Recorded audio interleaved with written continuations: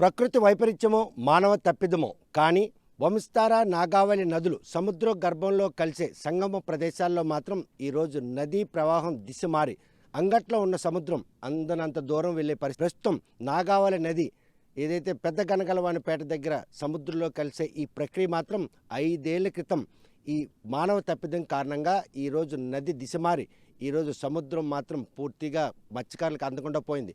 కాకపోతే ఈ పరిణామాలన్నీ కూడా భవిష్యత్తులో కనుక ఇదే పరంపర కొనసాగినట్టయితే పీజే నాయుడు పేటకు మాత్రం పూర్తిగా విపత్తు నెలకొని ఉందన్న ఉద్దేశంతో రాష్ట్ర ప్రభుత్వం మాత్రం ఈరోజు సెంట్రల్ కోస్టల్కి సంబంధించినటువంటి బృందంతో అంచనాలు రూపొందించారు. అందులో భాగంగానే కుడిసే చూస్తున్నాం. అది నాగావళి నది సముద్రంలో గర్భంలో కలిసినటువంటి సంగం ప్రదేశం.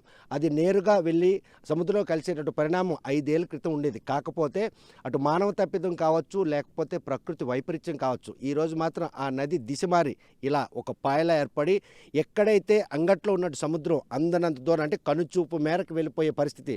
మత్స్యకారులు అందరూ కూడాను ఈరోజు ఇక్కడి నుండే సముద్రంలోకి వెళ్ళే పరిస్థితి లేకుండా పోయింది. ఇటువంటి విపత్తు గల కారణాలేంటి, ఈ విపత్తును ఏ విధంగా పరిష్కరించేందుకు ఇరిగేషన్ శాఖ అధికారులు అంచనాలు రూపొందించారో, ఆ రూపొందించినటువంటి అంచనాలను ఏ విధంగా మళ్ళీ పూర్వం వైభవం తెచ్చేందుకు ప్రయత్నాలు చేస్తున్నారన్న విషయం మనకి ఇక్కడ స్పష్టంగా చూస్తున్నాం.